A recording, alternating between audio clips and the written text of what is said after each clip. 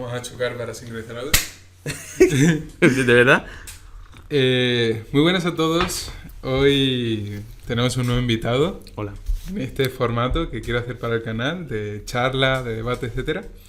Tenemos a mi amigo Fabio. Encantado de estar aquí. Mi buen amigo Fabio.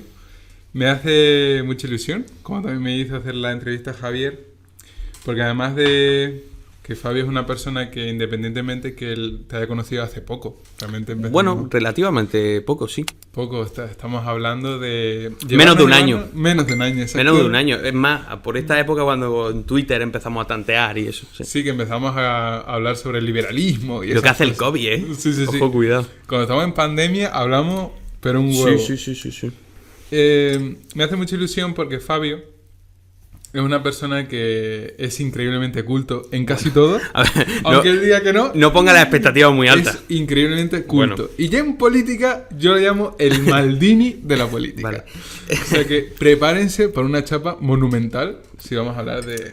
¿Ves? Lo de la chapa te lo acepto. Lo de Maldini de la política, teniendo a los referentes que tenemos, Gustavo. Mira, Fabio, soy el tontito del barrio. En Mi- plan, mira, buenas mira, tardes. mira. Fabio, está muy bien. Este tío sabe mucho. De Bueno. hecho, parte de la construcción del pensamiento político que tengo a día de hoy, pues evidentemente Fabio ha aportado una barbaridad. Estamos hablando... Bueno, ese tema ya lo iremos desarrollando, pero en sí, dejar claro esto. O sea que tengo la expectativa muy alta en cuanto a la chipa. Ujú. Cuéntate. Preséntate un poco. ¿Quién eres? ¿Qué haces para que la gente... Pues nada, yo soy Fabio Mariscal, soy un chaval que nació en esta ciudad, la ciudad más bonita del mundo, sin contar Florencia, por supuesto, que es Granada. Y nada, yo al final soy una persona que tuvo una buena infancia. Si hacemos una revisión de mi vida, vamos a decir que tuve una buena infancia. Después tuve, un crecimiento, me interesé por la política, maduré dentro de la política, cometí mis errores, hice mi estupidez. Y al final ha sido un tema que siempre me ha interesado, cómo funcionan las cosas, cómo realmente funciona el mundo, cómo vamos desarrollando. Y es algo que al final, que la política me aportó en este caso. Al final todo el mundo encuentra algo que dice, es que esto es lo que a mí me... Y fue en este caso la teoría política, el debate, la confrontación de ideas, que es algo que es muy céntrico, por así decirlo, de toda la base que yo tengo teórica con 19 años, ¿eh? Que digo base teórica aquí como si yo fuera John Locke, y la verdad que no puedo escribir ni un libro, ni una paginita puedo hacer. Pongo en duda esa, Pues bueno. esa afirmación. Así que es más o menos mi presentación. Verás, Fabio, yo tengo... Al final lo que más nos gusta hablar es de la política. Sin embargo, yo tengo la fiel creencia que para entender el pensamiento político como también un cuento escrito por uno, tienes que tener muy en cuenta el autor, el sentido de la vida que le da, sus valores, etc. Entonces me gustaría, como hice con Javi también, que me explicase más o menos cuál es el sentido que le das a la vida, o si incluso si tienes alguno, cuáles son los pilares fundamentales y qué te ha influenciado a la hora de ver la vida, y así luego lo podemos enlazar con lo que es el pensamiento político de Fabio Mariscal. Fantástico. A ver, es que es un tema súper complicado. El sentido que das a tu vida cuando todavía no la has vivido en mucho tramo. A ver, yo espero que me quede mucho tiempo por vivir. Puede que ahora mañana me atropellen y hasta aquí hemos llegado.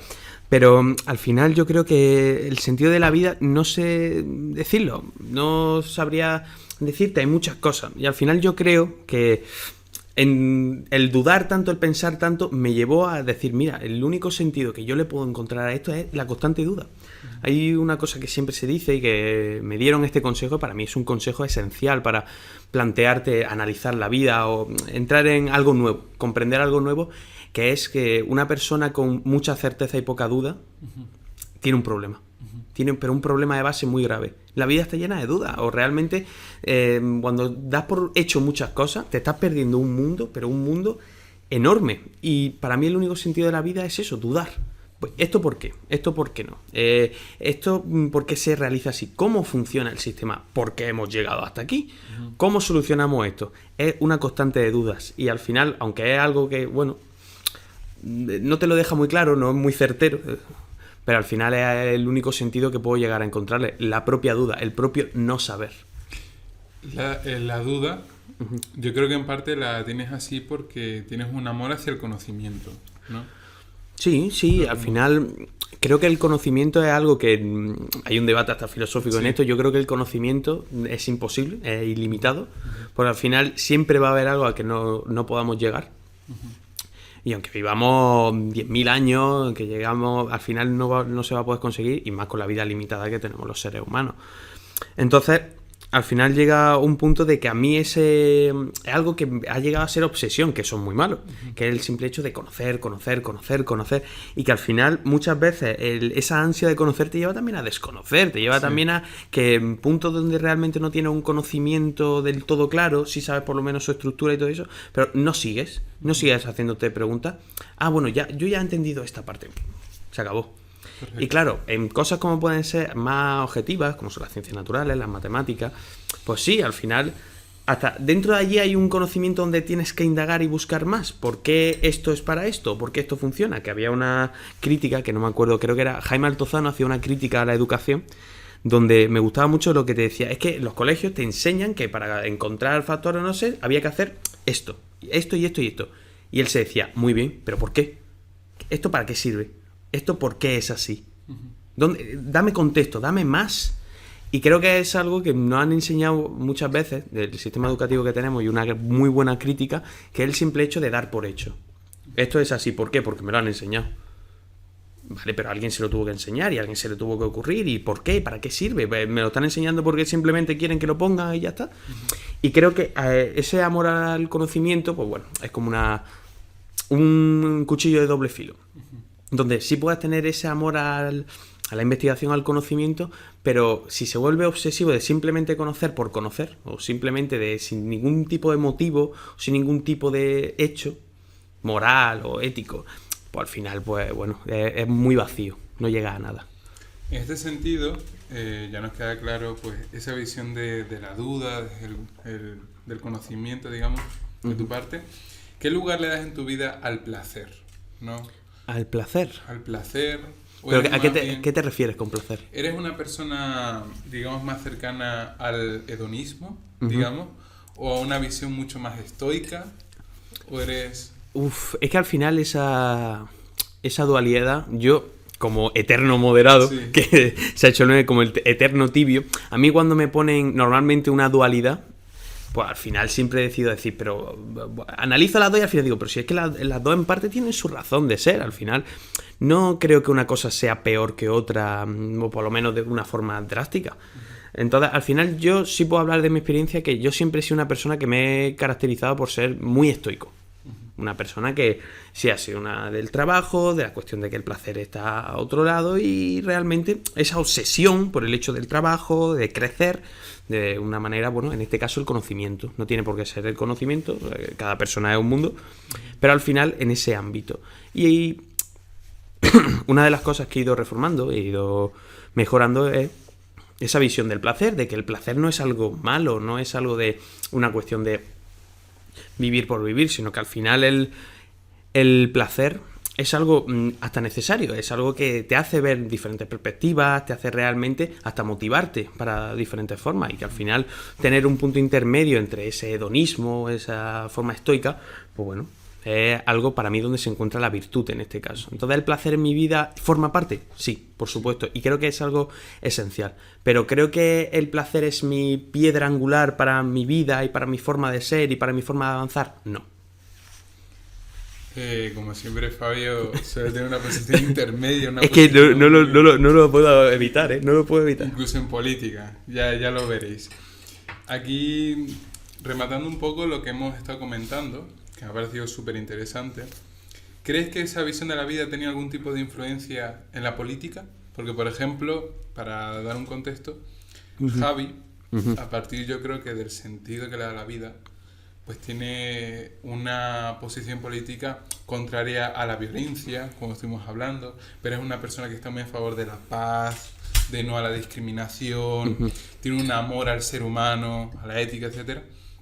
¿Crees que ha tenido influencia en tu visión de la política o crees que no ha tenido nada que ver? Hombre, yo creo que siempre tiene que ver. O sea, cómo se estructura una persona, la educación que tiene esa persona, las experiencias de esa persona, que es otro debate, la racionalidad contra el empirismo, que yo antes era una persona muy racional y después vi viendo que la experiencia también tiene mucho que ver.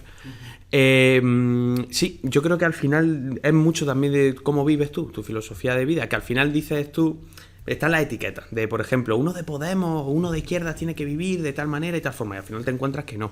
Pero que al final, decisiones que has tenido en tu vida, formas de ver el mundo, perspectivas que has ido creando, tanto propiamente tú como has ido manejándolo, y la actitud y aptitud que pones tú mismo, es un reflejo directo hacia la política. Lo que pasa es que dentro de la política, al ser algo complejo, tienes que llevar esa filosofía a un escenario complejo. La política no remarca todo. Es otro tema de los que se debate mucho, es que realmente si por una opinión política una persona, pues bueno, tiene que o dejar de ser tu pareja, o dejar...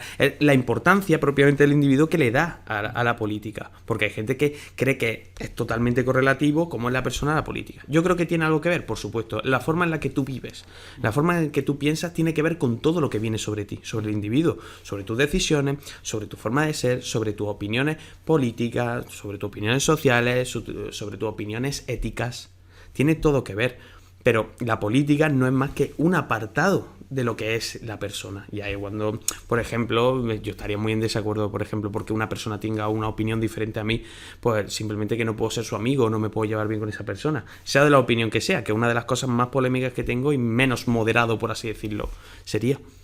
Es que fíjate una cosa, a raíz de cuando yo empecé a leer sobre liberalismo, digamos, yo pensaba mucho en eso, que al final la política es una lucha por el poder y por imponer tus valores e ideales, ¿no?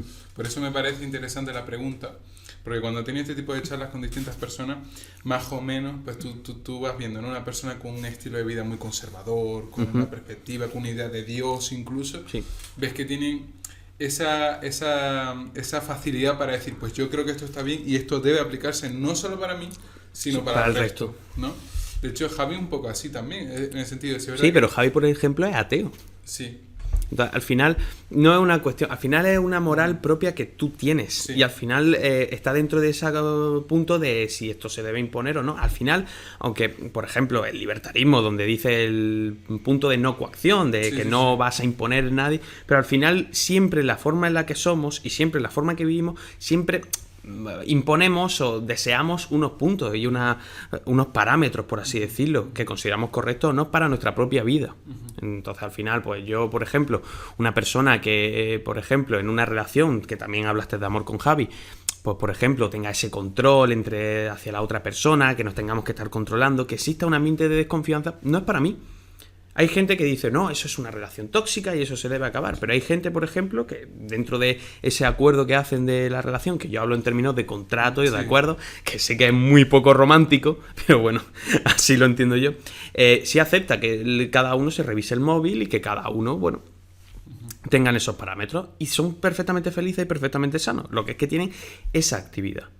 Porque tienen un acuerdo. Claro, porque hay, hombre, por supuesto, si no hay acuerdo previo y son esas actividades, te cojo el móvil y no te has enterado, macho, pues claro, entonces no hay acuerdo, hay toxicidad. Pero si hay un acuerdo de que se hace así, o por ejemplo, hay un acuerdo de que, mira, a mí no me gusta que subas esta foto, y a mí no me gusta que tú te vayas a esta hora, pues a mí no me gusta esto. Al final le llega a acuerdo y al final pueden tener una relación fantástica, que si al final hacen ese acuerdo, avanza la relación y llega a puntos donde si hay más confianza y donde dicen, oye, pues yo creo que esto ya se podría hacer, es que es necesario. Una relación es pura comunicación.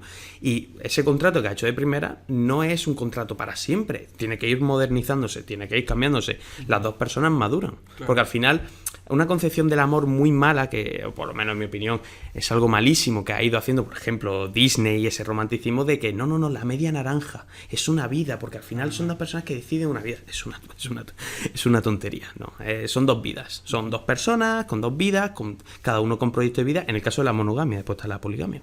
En el caso de dos vidas, donde al final deciden, bueno, compartir esas dos vidas. Entonces al final cada uno tiene, bueno, sus concepciones, cada persona es un mundo, cada individuo es difícil de explorar y por eso es muchas veces las que se consiguen respetar como individuo, consiguen la comunicación. Los problemas que tienen pueden discutir, se puede debatir, puede haber momentos de... porque es normal, porque somos seres humanos y al final hay veces que, bueno, la propia naturaleza humana te lleva también al discutir y a veces a enfadarte.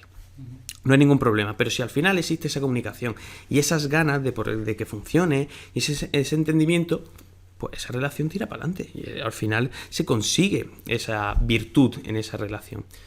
Y esa es más o menos la opinión que yo tengo. Las cuestiones de hablar, la comunicación y eso que transmito en el amor no solo sirven para el amor, sirven para la política, sirven para las relaciones de amistad, sirven, pues, en mi opinión, para casi todo. A raíz de esto, que es lo que me gustaría como centrar este debate, los dos somos liberales.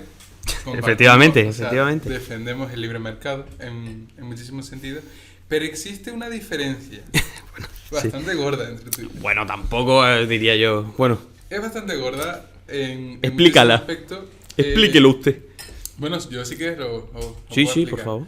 En este sentido, yo es verdad que me mantengo un poco en la duda también, porque me gusta como replantearme las cosas, ir como madurando el pensamiento, digamos.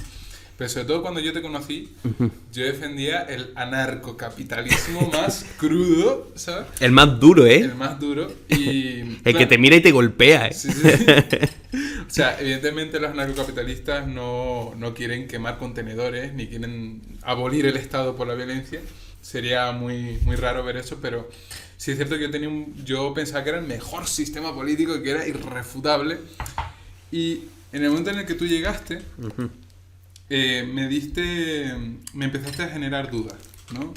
Pues realmente yo creo que el error de muchos anarcocapitalistas es que sí, tienen un buen planteamiento hasta cierto punto económico, pero abandonan totalmente el apartado social, ¿no? Es una de las cosas que yo te había dicho. He escuchado muchos teóricos del anarcocapitalismo que son verdaderos genios y que ya me gustaría a mí, como puede ser por ejemplo Huerta de Soto, que el día que yo le digo a Huerta de Soto es que yo soy liberal clásico, yo para ese hombre soy el demonio. Eres peor que un comunista. No, soy peor que un nazi. Me acuerdo que dijo el tío, no, yo hablaría antes con un nazi que con un liberal clásico, porque es que encima de todo este es un traidor. Bueno, claro, al final, aunque yo creo que estaba dentro de la broma y que la conferencia le lleva esa exaltación, porque al final el señor Huerta de Soto es una persona extremadamente inteligente y que a mí me encantaría tener una charla con él y sería para mí todo un privilegio. Quitando esto, el anarcocapitalismo en la parte más social, en la parte más de cómo funciona la naturaleza humana, como dicen, vale, el planteamiento es que no hay imposición de ningún tipo y que realmente cada uno es propiedad de su vida y cada uno toma las decisiones en propiedad de su vida. Y que con eso ya se crea esa sociedad. ¿Por qué? Por el simple hecho de que como no hay una... Bueno, como nadie se mete con nadie, como cada uno supuestamente se deja vivir, vive y deja vivir, pues entonces no hay ningún tipo de problema. Ya ha formado una sociedad sin necesidad de las estructuras sociales, del contrato social, como diría Rousseau, y diferentes otras teorías. Pero claro, es que lo dan por hecho. Es una certeza para ellos. Si esto funciona, esto funciona. Pero al final, ¿qué pasa? Que la propia naturaleza humana, cómo se han construido las sociedades, no funcionan así, dejas de ser algo menos realista y al final puedes plantearlo y a mí no me parece una cosa ilógica como al final en política se peca mucho de que al final como yo no estoy de acuerdo con ese parámetro me río, digo, el anarcocapitalista, niños de 13 años, no, hay teóricos muy buenos del anarcocapitalismo, pero como también del neomarxismo, también del comunismo libertario, etcétera. Y entonces al final su planteamiento no me parece malo. Es más, yo en un concepto idílico no me parecería algo malo. Me parecería algo bueno. O sea, cada uno se respeta, tiene una propia vida y no hay necesidad de un Estado que ni que regule ni todo, porque realmente al final todo el ser humano se respeta. Una concepción idílica, una concepción del absoluto bien. Claro, eso a mí me encantaría, pero cuando te vas al marxismo y te llevan a la parte donde también termina ese Estado explota y crea ese sistema anarquista donde ya se ha abolido el salario y todos somos iguales, pues creo que peca un poco de eso, de ir en contra de la naturaleza humana, ir en contra de que también existe el mal, existe la imposición y está dentro de nosotros y que impiden ese propio debate. Entonces al final, por eso digo, mi planteamiento no es que por pensar eso sea un imbécil o un ignorante o que te estás equivocando. Digo que no es realmente para mí el punto más acertado, porque no toma en cuenta esa naturaleza humana y esa naturaleza social.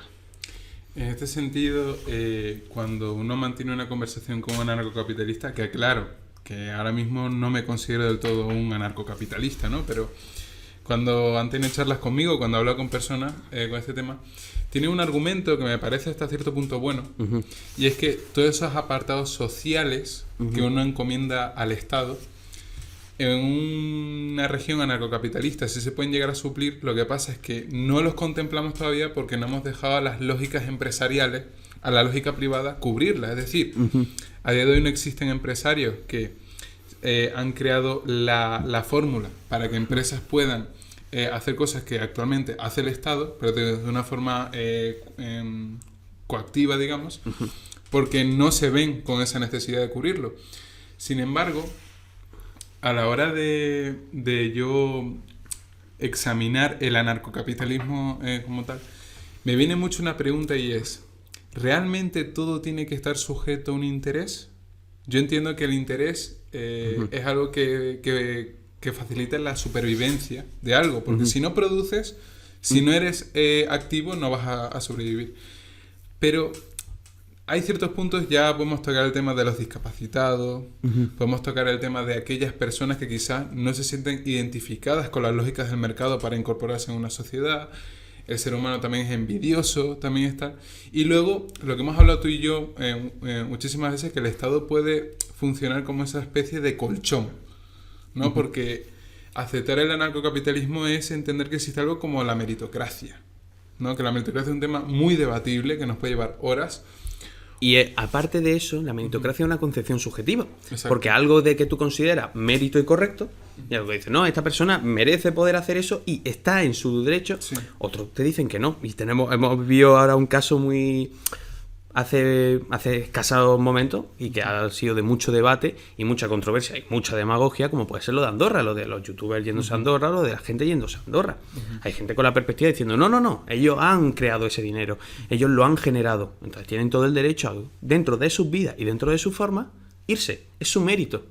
Y dice la gente, y te responde otra persona, no, esa gente ha recibido ayudas para conseguir eso, y además todo ese dinero que han generado y tienen es directamente proporcional a las personas que viven, en este caso España, de diferentes sitios.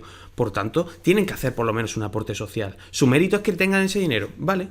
Que tengan ese dinero, pero que aporten, que ayuden, que tengan ese beneficio. Y claro, ahí entonces tenemos como diferentes conceptos de un mismo término. Javi, por ejemplo, el otro día dijo lo de la equidad, en mi caso. La equidad está muy bien, sí, suena fantástico. Pero, ¿dónde ponemos el límite de la equidad? Porque al final la equidad es un concepto, es un barómetro. Siempre te ponen el ejemplo de esa foto donde sale un padre, un hijo mediano y un hijo pequeño viendo un partido de fútbol. Sí. Y claro, dicen igualdad, y entonces ves que todos tienen una caja. Claro, el niño chico no ve el partido, el niño mediano le cuesta ver y el padre ve de sobra. Y entonces te dicen, no, el niño chico 2 cajas, el niño mediano 1 caja y el padre sin caja. Y los 3 ven el partido de fútbol. Fantástico, qué sociedad más maravillosa. Sí, pero al final es una imagen y un meme. ¿Dónde está el punto de aquí? ¿Qué persona, qué colectivo, qué punto necesitan 2 cajas? ¿O cuántas cajas necesitan? Hablando ya en lo del meme y todo eso. ¿Qué modelo de equidad hacemos? Porque realmente tú le preguntas a una persona y las 2 personas te pueden decir, no, yo estoy de acuerdo con el modelo de equidad. Hay que buscar la equidad. Y después le preguntas, ¿cómo aplicarían esa equidad? Una respuesta. Y son respuestas totalmente dispares. Que no tienen ningún sentido. Pero claro, dan por hecho. Equidad. Muy bonito. Y damos por certeza que la equidad es maravillosa, cuando puedes aplicarla de 1000 maneras. Y se queda en un término muy ambiguo. Pero es curioso lo que dices, porque este razonamiento lo puede tener un anarcocapitalista y puede ser una crítica brutal al Estado. Es decir, ¿quién Por es el supuesto. Estado para establecer algo como la igualdad, que es un término que está en política, pero en muchísimos lados? Puede ser un argumento para abolir el Estado. Pero sí, por supuesto, pero sí, yo no niego que haya argumentos en esos términos. Si yo no he hablado tampoco de que el Estado tenga más legitimidad o menos legitimidad, yo digo que el Estado es necesario para puntos de naturaleza, puntos de cómo se han creado las sociedades y cómo se han cimentado las sociedades. Y creo que si realmente en algún momento hubiera un planteamiento anarcocapitalista, primero tendríamos que hacer un cambio cultural, tendríamos que hacer un cambio de sistema, un cambio de ley, y eso no se hace de la noche a la mañana, que es que me parece que como nos enseñan la historia de que y de repente edad moderna y ahora derechos para los negros y ahora, claro, como si fuera mágico, pues no, coño, tiene un trabajo enorme. y tiene un trabajo donde al final existen las reformas, diferentes planteamientos, y claro, el anarcocapitalismo peca mucho de la necesidad de no, mañana España es un estado anarcocapitalista y vamos a vivir todos. Y no. Y claro que no, pero es que ni de coña. Y al final mucha gente se aprovecharía del sistema. ¿Por el propio desconocimiento que hay del sistema? Puede ser. Pero estaría mal. Entonces al final, por eso veo que también, como he dicho, es tan necesario el debate y la confrontación de ideas. No dar por hecho que una ideología es una mierda y por tanto a niños de 13 años que les gusta el anarcocapitalismo. O es que cuando trabajes dejarás de ser socialista o comunista. Coño, no es un buen argumento. No, pero que además, incluso tomando el argumento de los anarcocapitalistas, imaginemos que ahora abolimos el Estado. Sí. Esas intervenciones del Estado que han creado cosas como los monopolios... Ojo, esta es la perspectiva de un anarcocapitalista, que yo no estoy del todo de acuerdo. Yo creo que sí puede existir algún monopolio natural, pero partiendo de la lógica que el Estado ya ha creado unos monopolios, para empezar un Estado anarcocapitalista, tendremos que partir todos de cero. Todos de cero, porque es que ahora mismo, ¿qué no te dice a ti que un gran monopolio como puede ser Amazon, como puede ser Google, etcétera, no pueden incluso llegar a tener hasta incluso un propio ejército? Por ende, o sea, al final...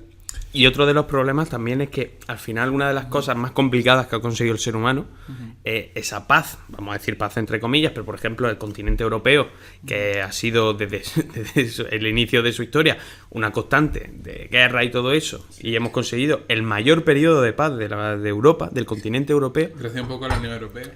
Eso ya, yo estoy de acuerdo con eso, pero hay mucha gente que no, yo creo que sí. Y es lo que te estaba diciendo, que al final no fue una cuestión rápida. Es más, lo que tuvo que suceder, y esto es otra de las cosas que a mí también me gusta concretar, es que tuvo que llegar a un punto donde dijimos, vale, la hemos liado y mucho. O sea, los nazis, Holocausto, Estados Unidos crea una bombas nucleares, que se pueden cargar ciudades ya enteras. Se empiezan a crear cosas que realmente, no sé si... esto se lo atribuyen a Albert Einstein, pero es la típica frase de internet que no sabes, pero que decía, yo no sé cómo se luchará la Tercera Guerra Mundial, pero sí sé cómo será la Cuarta, con lanza y con piedra. Claro.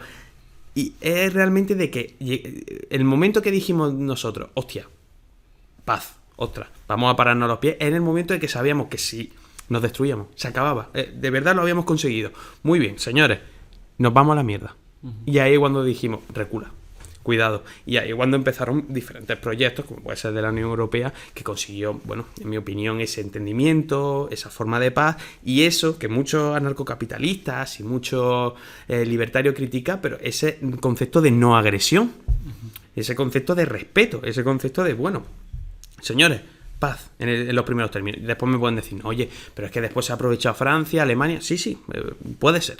O que también ha habido injusticias. No existe un sistema perfecto. Una de las cosas que me gustaría dejar muy claro es que cualquier sistema que plantee un ser humano, cualquier sistema que os vayan a plantear políticos, os vayan a plantear cualquier persona, no es perfecto. Cualquier sistema planteado por un ser imperfecto como es el ser humano, no va a ser perfecto. Nunca. Y claro, entonces al final cuando tú presentas un sistema lo presentas muy idílico, porque al final quieres convencer. Claro. Entonces al final parece que tú escuchas a un discurso político, tú escuchas a una persona que es muy pro Unión Europea, o escuchas a una persona que le gusta mucho el anarcocapitalismo, o está muy de acuerdo, y claro, es que no tiene fallas, lo que tú mismo lo has dicho. Sí. No tiene fallas, por supuesto que tiene fallas, y tiene 1000, y de todas las fallas que podemos pensar tú y yo y los espectadores, cuando se apliquen, a veces no vamos a poder ni predecir otras fallas que ocurrirían si se aplicara.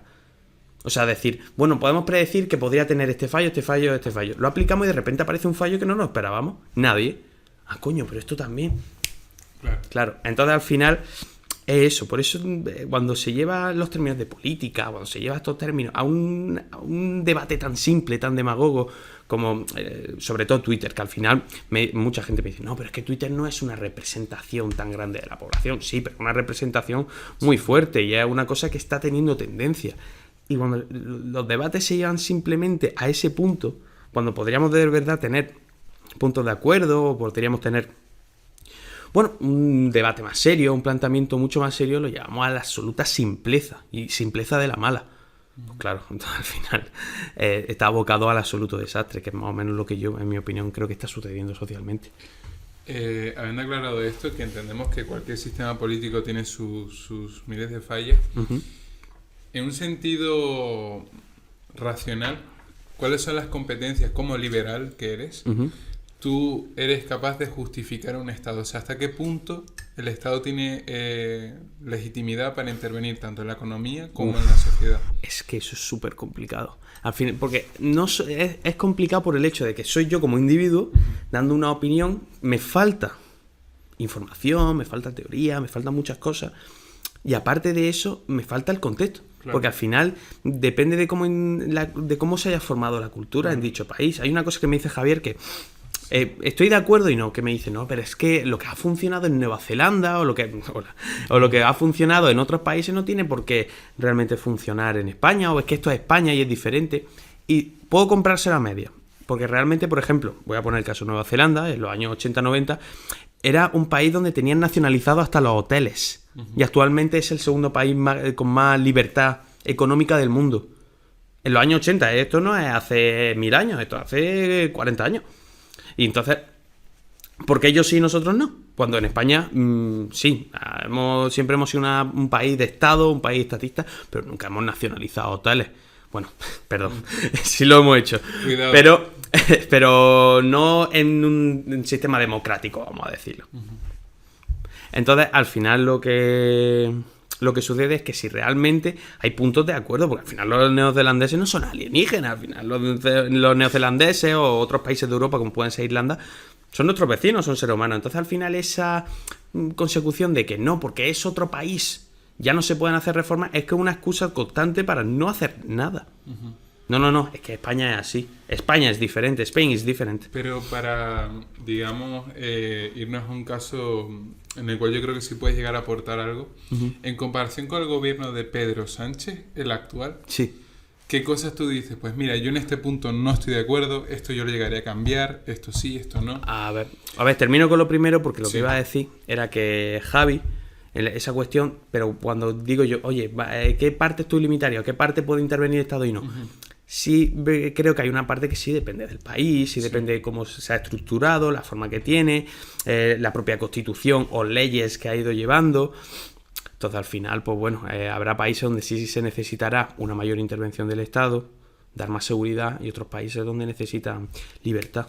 Claro. Por ejemplo, te pongo un ejemplo muy rápido, en Argentina, yo votaría a Esper, que es libertario, o Milei, que son casi anarcocapitalistas, porque la situación de Argentina es... Su historia, o por lo menos el planteamiento que yo hago, es culpa inherente del estatismo que ellos viven y de la mala formación política. Pero, por ejemplo, en Nueva Zelanda, que actualmente está Jacinda Ardern, que es una socialdemócrata, progresista y que está a favor de la ayuda social y todo eso, no me parece malo intervención de Estado en ayudas sociales y dar facilidades. O, por ejemplo, en los países nórdicos y su gran estatismo, por ejemplo, que han ido ayudando en esto del COVID, o en Andorra, por ejemplo, que hablamos de Andorra como ese paraíso fiscal, que han dado mascarillas gratis, Sí. que dan las mascarillas gratis, que dan las condiciones gratis, el Estado, ¿eh? Y entonces, al final, por eso digo que depende del país, de cómo esté el contexto, de cómo esté. Ahora, el gobierno de Pedro Sánchez, ¿qué cosas no haría? A ver, hay muchas cosas que el planteamiento político del partido y de la coalición de gobierno PSOE-Podemos no estoy de acuerdo. Lo primero que se me ocurre es el gasto. El gasto que estamos teniendo en este país, por si nadie se ha enterado, el gasto que este año estamos teniendo es uno de los gastos, creo que es el más grande que hemos tenido en la historia de este país, si no uno de los más grandes. Que ellos hablan muy bien de eso, es decir, tú ahora mismo hablas con Pablo Iglesias, le dices, oye, que soy el gobierno que más está gastando, y tú le Sí, dices, claro, encantado. Fantástico, claro, estamos en una situación de crisis, estamos en una situación donde las personas no les llega el dinero, están perdiendo su trabajo, está el autónomo destrozado. Sí. Oye, pues ¿por qué no gastamos más? Toda la lógica. No gastamos más. Y claro, te dicen las cosas, no, para dar ayuda. Pero claro, ¿cómo consigues esa ayuda? Con los impuestos que le está quitando a esa persona que se está muriendo. Puede que mi planteamiento lo que sería es decir, pues no vamos a gastar tanto.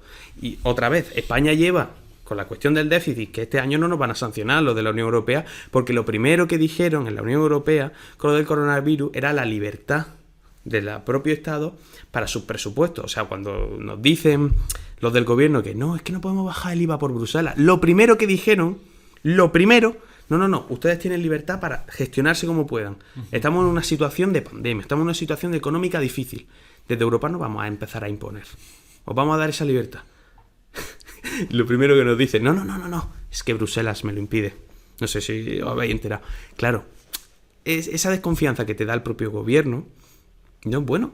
No es bueno. Yo puede que nunca votaría al PSOE y a Podemos, pero esa concepción de que porque ahora ellos están en el poder, quiero que les vaya mal, no. Es otra de las cosas que no soporto de este país. Depende de quién gobierne, quiero que le vaya mal. ¿Cómo vas a querer que tu gobierno le vaya mal? ¿Cómo vas a querer que fracase? Si las políticas sociales de Podemos y del PSOE triunfan, vale, puede que no lo hubieran hecho en un planteamiento ideológico mío, pero ha triunfado, ha funcionado, la gente vive mejor, que es el objetivo primordial, ¿no? Pues no, en este país no, en este país es que si gobiernan los míos, ¡buah, qué maravilla! La ley de educación, maravillosa. La ley de eutanasia, increíble. Esto, fantástico. Es que yo ni siquiera he querido leer la nueva ley de educación porque digo, es que me da igual, porque cuando gobierne el PP la van a cambiar, claro, y la van a tumbar. Claro. Es que ese es el principal error, digo, que no hay un consenso entre, ya no te digo PSOE, PP, todas las formaciones políticas desde Ciudadanos, que es la fuerza que tuvo hasta menos votos, creo que deben de colaborar juntos para poner unos puntos en común. Esto no se podría cambiar. Y ya luego cuando gobierne el PP, cuando gobierne Vox, cuando gobierne el PSOE, quien sea, pues que pueda retocar alguna que otra cosa, pero que tengamos... Pero que no nos vayan dando vueltas, exacto, claro. Exacto. Pero es que al final eso no es de interés, porque al final tú haces propaganda con tu ley de educación. Mira esta ley de educación que os he hecho. Vas a las elecciones y te ganan unos votos. Entiendo lo que quiero decir, que al final la cuestión no es... la cuestión es que no hay esa práctica. Encima la sociedad es cómplice de ello. Y aunque suene terrible decirlo, somos cómplices. Somos cómplices de los políticos que tenemos. Que sí, suena fatal o suena muy... Es que es así. O sea, cuando tú vas a un sitio y te dicen, el Sánchez o los malvados de Vox, o los fascistas, y empiezan a utilizar términos y a banalizar esos términos, que creo que no ha habido un término que más se haya banalizado que fascismo, que racismo, que machismo, que progre, que comunista. O sea, es que se ha banalizado, hasta ETA se ha banalizado. O sea, ha llegado a un punto que dices tú, ¿cómo fue? El otro día en Twitter, la explosión que ha habido en la calle Toledo de Madrid. La gente que... Un tío diciendo, no, la gente que está tan horripilada por la explosión que ha habido y que haya muerto 2 o 3 personas, pero después apoyáis a ETA. Y digo, perdón, que apoyáis a este gobierno que está apoyado en la ETA. Y yo digo, a ver. Puedes tener esa opinión, no hay ningún problema, pero ¿qué cojones tiene que ver? De verdad. Que ha muerto gente. ¿Qué tiene que ver? ¿Por qué tienes que utilizar esto como un discurso político porque eres muy macho? ¿Qué es esto? De verdad, ¿a dónde estamos llegando? Pero es que como esto, el otro lado, porque no me gusta utilizar estos términos, pero el otro lado también es exactamente igual. Cada vez que pueden, tiran su propaganda. Y hacen ejemplos sin ningún tipo de sentido. Colectivizan una idea, llegando al punto de llegar a la polilogística, o sea, de que como tú perteneces a esto tienes que tener esta lógica, como tú votas a Podemos tienes esta lógica, como tú votas o como tú eres o como tú decisiones personales o ni siquiera decisiones personales, el ser hombre o ser mujer o el ser transexual o ser lo que sea, tú tienes que tener esta lógica y este método de lógica. Claro, esto lleva al más absoluto desastre, porque aparte de ir en contranatura del ser humano, es algo que lleva al enfrentamiento constante. No para. Es un no parar. Y bueno, al final este gobierno también es cómplice de esto, porque el gobierno es una constante de confrontaciones. He dicho este gobierno, pero también la oposición en este país. La imagen que dan en el Parlamento. El Parlamento, soberanía española, donde aquí estamos representando a los ciudadanos. Soy una especie de masón, el señor Sánchez en el Parlamento. ¿Pero qué está diciendo? ¿Cómo? Viene el otro y habla de no sé qué, se insultan. Llega a un punto que al final es terrible. Y lo peor de todo es que esto es lo que iban a cambiar la política. Esto es lo que iban a decir, no, somos la nueva política. Que en 2015 decían, no. Se acabó estas cosas antiguas de los enfrentamientos, vamos a unir, vamos a hacer ayudas sociales. Y son la clase política que más de puñetazos se están dando. No, es que han sido peor que los viejos. Que si te das cuenta, el bipartidismo ha vuelto a crecer. Los llamados bipartidismos, yo no estaba en un bipartidismo, pero entiende lo que quiero decir. Han vuelto a crecer porque han sido peores que lo que venían a cambiar. Ha sido peor la cura que la enfermedad. no han venido a cambiar nada, sino a establecerlo, a que haya más diversidad política en España, porque eso sí es verdad, hay más diversidad de opiniones y de ideas, y hay más debates sociales, que eso es lo único bueno que puedo ver a este panorama, pero claro, los debates sociales que también se hacen son extremadamente pobres. Yo me acuerdo, lo del PIN parental, un grupo que se llama SFL, que tengo amigos allí, que es Students for Liberty, que son una asociación de estudiantes, bueno, libertarios, anarcocapitalistas. Hicieron un debate y hay una cosa que me gusta mucho de ellos, que aunque no esté de acuerdo con muchos puntos, o muchos planteamientos que ellos hacen, pero hacen debates, tío, y se traen a gente de diferentes ideologías sin ningún tipo de problema, y va a YouTube y ves muchos debates que ellos han hecho. Y me parecen que hacen un trabajo increíble y un trabajo para beneficio político brillante. Pero si lo hace SFL, como si lo hace un grupo comunista, como si lo hace Antonia del barrio, que decide, porque vamos a debatir entre vecinos. Me parece esencial, me parece increíble. Vale, pues hicieron el debate del PIN parental. No veas. ¿Cómo se puede debatir una medida fascista? ¿Cómo se puede debatir esto? ¿Cómo se puede plantear esto? En el podcast que tenemos Javi y yo. ¿Y ahora qué? Aprovecho, como Javi. Hicimos un debate sobre la ley de violencia de género. La ley integral de violencia de género. La ley a debate. Lo ponemos en el WhatsApp. Y cierta persona. Y nos dice... debatiendo derechos humanos. Bueno, es una demostración de que esa persona no sabe lo que son los derechos humanos. Sí. Una ley no es un derecho humano. O sea, tú puedes hacer diferentes planteamientos para un problema. No negamos el problema, por eso debatimos la ley. ¿Esta ley está funcionando o no? ¿Se debe reformar? ¿Se debe derogar? ¿Por qué? Estamos planteando un nuevo tema. No, es que estáis debatiendo derechos humanos. Un análisis pobre de una situación muy jodida, y claro. Que es que parecía que estábamos en Twitter, ¿sabes? O sea, a mí me recordó el típico comentario absurdo de Twitter que tiene un montón de likes y RT, ¿sabes? Sí, pero es que lo peor de todo eso es que al final lo peor es que lo aplicas como filosofía de vida. Porque al final muchas personas me dicen, no, es que no voy a poder ver el debate porque me voy a enfadar, porque me voy a ofuscar, y porque no podemos debatir con eso, y porque que esto no se debate. ¿Cómo que no se debate? A ver... ¿Es que esta ley funciona correctamente sí o sí? ¿O por qué no podemos debatirlo? ¿Porque a ti no te gusta que se debata de esto? ¿Porque no entra en tus parámetros? Es que esto es un problema. Porque al final lleva... Esto, aunque parezca muy exagerado, esto lleva a teorías totalitarias, donde no se debe debatir esto porque esto es la virtud. Y esta virtud no se cuestiona. Pues eso es la religión, eso es ideas totalitarias, donde algo que lo ponemos céntrico no se puede cuestionar. Es puro, es perfecto, no hay cuestión, no hay debate. Eso es para mí el mayor germen, el mayor cáncer de la sociedad que puede hacer. Y eso nos condena a todos al mayor fracaso. Porque, nuevamente, y no quiero ser pesado, pero te da esa certeza. Tú te apropias de esa certeza. No, esto es bueno y punto. ¿Por qué es bueno? Porque lo es, porque es un derecho humano. Poniendo otra vez el ejemplo de este caso. Y es uno de los grandes problemas que tiene este país, sobre todo. Las certezas ignorantes, voy a llamarlas. Las certezas que sin ningún tipo de base, porque sí. Tú sabes que yo soy una persona muy crítica con el sistema democrático, sí. Si bien no defiendo una dictadura.